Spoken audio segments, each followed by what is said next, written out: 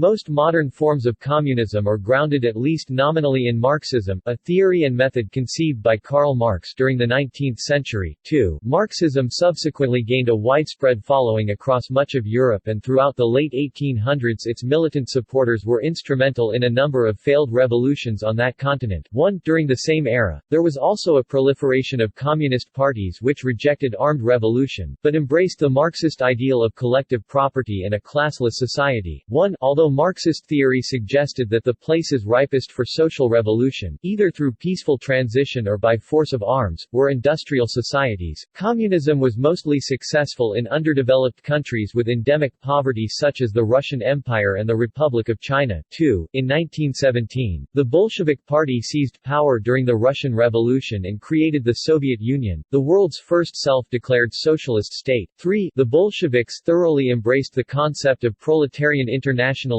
and world revolution, seeing their struggle as an international rather than a purely regional cause. 2. 3. This was to have a phenomenal impact on the spread of communism during the 20th century as the Soviet Union installed new Marxist-Leninist governments in Central and Eastern Europe following World War II and indirectly backed the ascension of others in the Americas, Asia and Africa. 1. Pivotal to this policy was the Communist International, also known as the Comintern, formed with the perspective of aiding and assisting communist parties around the world and fostering revolution. 3. This was one major cause of tensions during the Cold War as the United States and its military allies equated the global spread of communism with Soviet expansionism by proxy. 4. By 1985, one-third of the world's population lived under a Marxist-Leninist system of government in one form or another. 1. However, there was significant debate among communist and Marxist ideologues as to whether most of these countries could be meaningfully considered Marxist at all, since many of the basic components of the Marxist system were altered and revised by such countries. 4. The failure of these governments to live up to the ideal of a communist society as well as their general trend towards increasing authoritarianism has been linked to the decline of communism in the late 20th century. 1. With the dissolution of the Soviet Union in 1991, several Marxist-Leninist states repudiated or abolished the ideology altogether. 5. By the 21st century, only a small number of Marxist-Leninist states remained, namely Cuba, Vietnam and Laos. 1. Despite retaining a nominal commitment to communism, China has essentially ceased to be governed by the principles of Maoism, reverting to an authoritarian regime with a mixed economy.